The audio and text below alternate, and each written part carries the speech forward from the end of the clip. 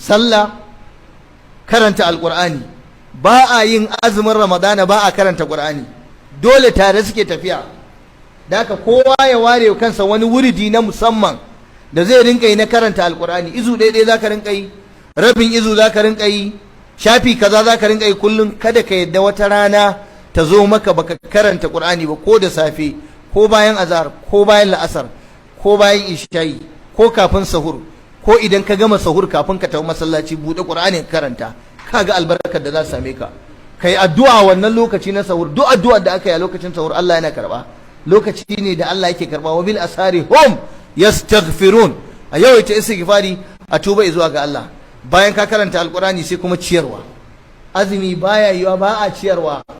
Ciyarwa taimako, ka shayar da ruwan sha, ka bayar da dabino, ka ba da abinci da faffe da ɗanye, ka ba wa mabukata, talakawa maƙotanka su ji alheri, su ma su ji Ramadan ta zo.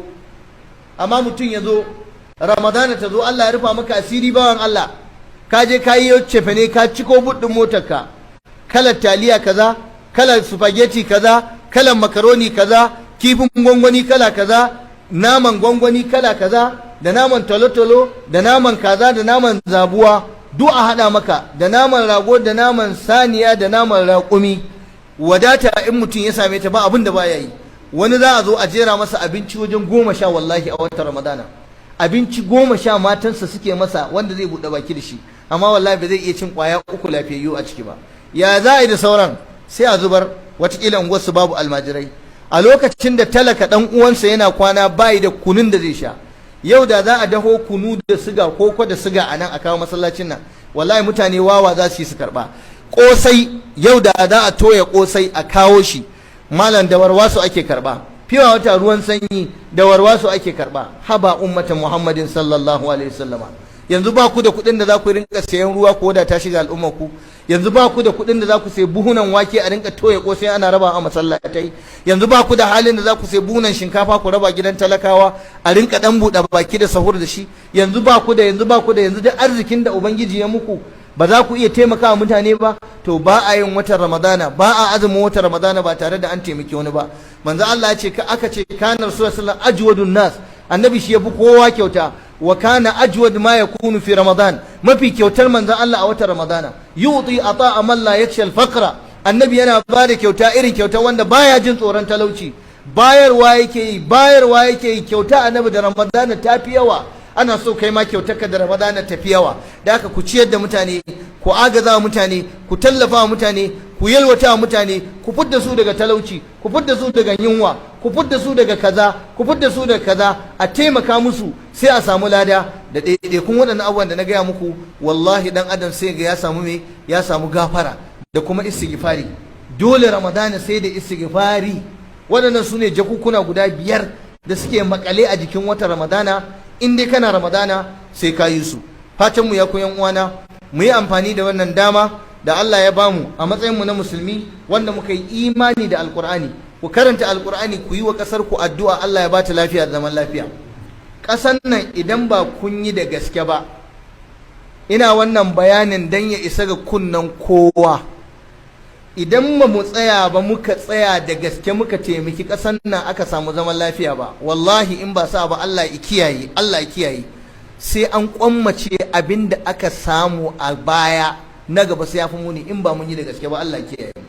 Saboda challenges ɗin da wannan gwamnatin yanzu take fuskanta, wacce ta baya bata fuskanta ba. Abokanan gaban da take fama da su 'yan adawa yanzu ya fi na da ƙarfi. Kar ku ga cewa an ci zaɓe an yi kaza, wallahi malam za su iya haɗa kai su hana ƙasar zaman lafiya. A ta kashe a ƙarin shekaru 4 nan, wallahi malam su hana mutane kwanciyar hankali. Da haka ba mu da abin da za mu magance larurar ƙasar nan in ba addu'a ba. Mu musulmi ne, mun yarda da addu'a. Da haka mu roƙi Allah, duk wani shugaban da ya ci kowaye ko ɗan wace jam'iyya ne, kawai mu yi mai addu'a Allah ya ba shi ikon yi mana aiki. A ajiye adawa ya isa, saboda mu talakawa mu ne za mu kwana ciki. Maganar gaban siyasa da ƙiyayyar siyasa kar mu yi, mu ne za mu cutu. Idan ba su zauna lafiya ba za su yi mana titi ba. in ba zauna lafiya ba za su ba mu kwangiloli ga 'yan kasuwanmu ba. Idan ba a zauna lafiya ba a ƙasa ba za mu iya noma mai kyau ba. Idan ba a zauna lafiya a wannan ƙasa ba kasuwancinmu ba zai gudana ba. Mun samu kariyar tattalin arziki da yawa a wannan watannin. Wata gidan jarida ya buga ya ce a watannin da suka gabata a kasuwanci, sekta na kasuwanci kadai an yi asarar wajen tiriliyon kaza. Ko kun sani ko ba ku sani ba, ko kun yadda ko ba ku yadda, kun san ba a ciniki, kun san mutane ba su da kuɗi, kun san wanda yake cinikin kaza yanzu ya daina yi. Wani ɗan kasuwa ya ce mun, malam a kasuwa ina iya yin cinikin miliyan 15 a rana ɗaya, amma wallahi da aka zo halin da ake ciki a ƙasar nan, cashless nan ba kuɗin nan, ya ce akwai ranar da 9,000 na yi. Akwai mai kayan wajen naira miliyan 5 a shagonsa, ya ce wallahi rana ɗaya ranar da ƙyar ya yi 1,000 lokacin da aka shiga cikin wannan matsin. Bai karya mana kasuwanci ba, ya karya mana kasuwanci. Akwai wanda yake da yara sun fi 30, duk ya ce ku yi zaman ku a gida saboda ba da kuɗin da zan ba kuɗin mota, ba da kuɗin zan ba kuɗin abinci. Kuma mutanen ƙauye da suke zuwa su sayi kaya ba sa zuwa su saya. Kasuwar shanu ta mutu, kasuwar awaki ta mutu, kasuwar hatsi ta mutu, kasuwar kaza ta mutu, sai in Allah ya tashe ta. An dawo ana mu'amalar riba, cinikin kuɗi da kuɗi, abinda Allah ya haramta. Yaya za a samu albarka? Ba gashi ba, tun da wannan abin ya faru sai gobara ake ta yi. Jihar Kano an yi gobara wajen guri 4 ko 5, Maiduguri an yi gobara wajen kaza kaza. Kun san me sababi? Da yawa masana suna cewa wallahi karka tona, tsabar riba da ake ci da mu'amalar sayan kuɗi da kuɗi din nan, fushi Allah yake yi da mu, ya takaddara mana wannan masifa.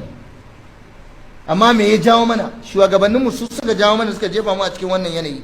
Ba su lura da ƙauyukanmu ba, ba su lura da ƙananan 'yan kasuwanmu ba, ba su lura da halin da muke ciki. Wayewar mu a Najeriya ba ta kai a yi mana wannan abun ba. Mun yadda mun karɓa za mu yi, amma a sassautawa al'umma, a sassautawa mutane. Ba fulatanin da yake daji bai taba ganin gini ba ma wani, ba fulatanin da yake daji bai taba sanin wani banki ba, bai iya rubuta A ba, bai iya rubuta B ba, wani ko wayar ma bai da shi, kuma ya kawo maka kayan naira miliyan kaza, bai da banki. Da haka in ka ce mai transfer sai ce mai transfer, bai santa ba. Ya ce hukuyam shede jaba, wala shede wala transfer, mai anda transfer mai jabata. Su ne masu arzikin, su ne masu dukiyar, da haka ba za su karba ba. Wannan ya mana tasiri wajen karya mana kasuwanci. Kuma mu yan arewa musulmi mu ne muka tozarta, mu muka wahala, mu muke da kasuwar shanu, mu muke da kasuwar hatsi, mu muke da kasuwar wake, mu muke da kasuwar kaza. Don Allah shugabanninmu, don Allah ku shiga ƙauyukanmu ku ga yadda mutane suke rayuwa cikin matsi da damuwa. Muna fatan a daɗa sassautawa, a daɗa sassautawa, a daɗa sassautawa. Kuɗi su yi yawo a hannun mutane, a yi kasuwa a ji daɗi, duk abin da ake so don a inganta mana rayuwa. To me amfanin idan an kassara mu, idan an zo an karya mu? Sannan ku roƙi Allah, Allah ya zaunar da mu lafiya, Allah ya raba mu da zubar da jini, Allah ya raba mu da ta'addanci, Allah ya raba mu da tashin hankali, Allah ya raba mu da sharrin masu sharri.